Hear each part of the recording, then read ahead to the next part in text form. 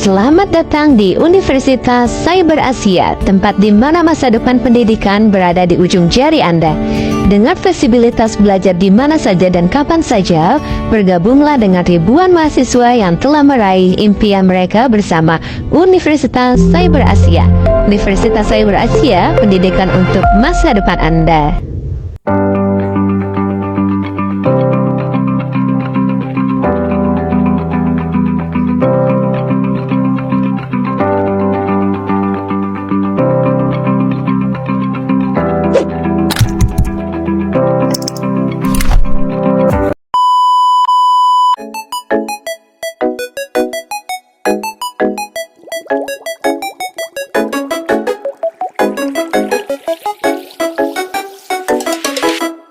A few moments later.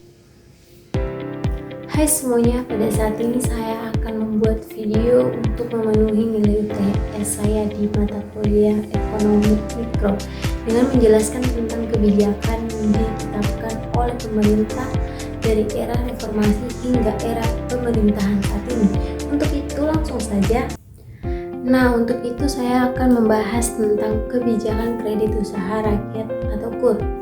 Kredit usaha rakyat atau KUR pertama kali diluncurkan pada 5 November 2007 pada masa pemerintahan Presiden Susilo Bambang Yudhoyono atau SBY. Kebijakan ini terus berlanjut dan berkembang hingga pemerintahan saat ini Presiden Joko Widodo.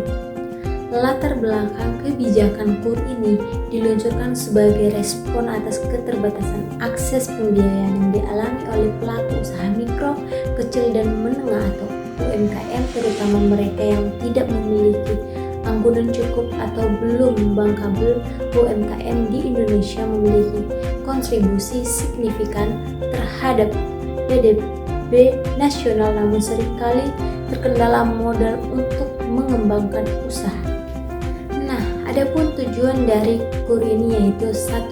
Meningkatkan akses pembiayaan bagi UMKM. 2. Mendorong pertumbuhan ekonomi berbasis kerakyatan. 3. Menyerap tenaga kerja melalui pengembangan usaha. Mekanisme program KUR ini yaitu KUR adalah program pembiayaan dengan bunga rendah yang disalurkan melalui bank dan lembaga keuangan lain yang ditunjuk pemerintah. Beberapa poin penting. 1.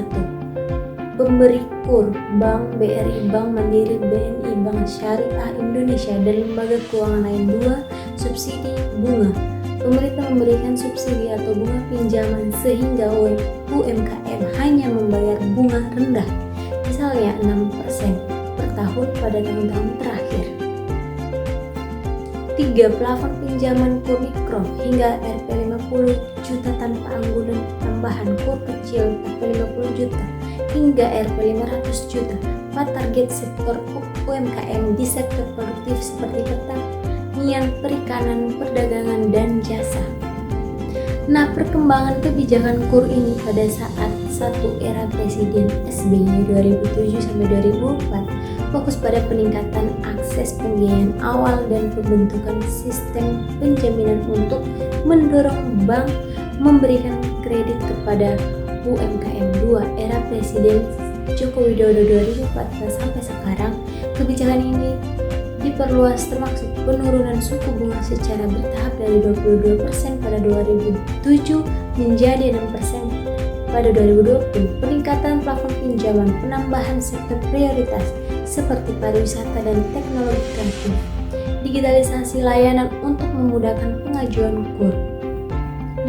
Dampak kebijakan KUR ini dari sisi ekonomi mikro yaitu 1. Peningkatan modal UMKM. Kebijakan ini memberikan akses modal kepada pelaku UMKM yang sebelumnya sulit memperoleh pinjaman dari bank. Hal ini memungkinkan mereka mengembangkan usaha, meningkatkan produksi, dan memperluas pasar. 2. Pertumbuhan wirausaha baru.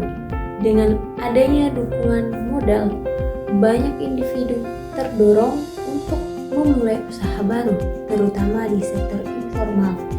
Ini membantu menciptakan lapangan kerja di tingkat lokal. 3. Peningkatan pendapatan rumah tangga dengan bertambahnya modal. Pelaku usaha mampu meningkatkan kapasitas produksi dan penjualan yang berdampak pada kenaikan pendapatan. Hal ini juga berkontribusi pada penurunan angka kemiskinan. Keempat, diversifikasi ekonomi lokal. Kebijakan KUR mendorong UMKM untuk bergerak di sektor produktif seperti pertanian, peternakan, dan manufaktur sehingga mendukung diversifikasi perekonomian di daerah. 5. Penyerapan tenaga kerja. Perkembangan usaha yang didukung KUR meningkatkan kebutuhan tenaga kerja sehingga membantu mengurangi pengangguran. 6. Tantangan dan risiko. Ketergantungan pada subsidi. Banyak UMKM yang menjadi bergantung pada bunga subsidi sehingga kurang kompetitif jika suku bunga kembali normal. Risiko kredit macet atau non-performing loan atau NPL. Tingginya jumlah penerima KUR berpotensi meningkatkan NPL jika tidak dikelola dengan baik, terutama dalam menghadapi pandemi COVID-19. Nah, adapun contoh dampak nyata dari kebijakan ini. Yang pertama, sektor pertanian. Petani dapat membeli benih pupuk dan alat produksi dengan pinjaman KUR sehingga hasil panen meningkat. 2. UMKM kuliner. Pengusaha kecil di bidang makanan mampu memperluas usaha melalui pembelian peralatan dan membuka cabang baru. 3. Digitalisasi usaha. Banyak pelaku UMKM yang menggunakan KUR untuk mengembangkan bisnis melalui platform digital seperti e-commerce.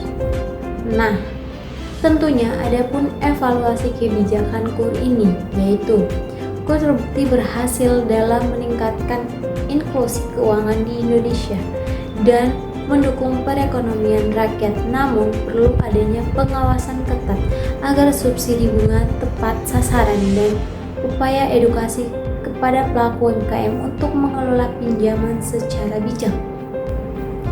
Jadi guys, kesimpulannya adalah kredit usaha rakyat atau KUR adalah kebijakan mikro yang efektif dalam mendorong pengembangan UMKM dan memperkuat ekonomi rakyat. Dampaknya sangat signifikan baik dari segi pertumbuhan ekonomi mikro maupun pengurangan kesenjangan ekonomi di tingkat masyarakat bawah. Jadi sekian saja video penjelasan dari saya. Jika ada kekurangan dan kesalahan mohon dimaafkan.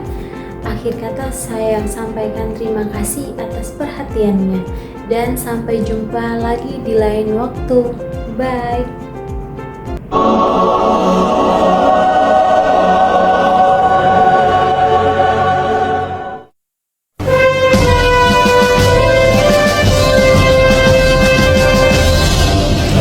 Universitas Indonesia, kampus pertama, mengemban tugas tridharma, membina anak bangsa, maju bersama Indonesia, meraih cita-cita, mengusung masa depan cerah dan semangat raja, menjadi insan cerdas muda, berada dengan teknologi, berdaya saling mendunia, gemilang penuh prestasi.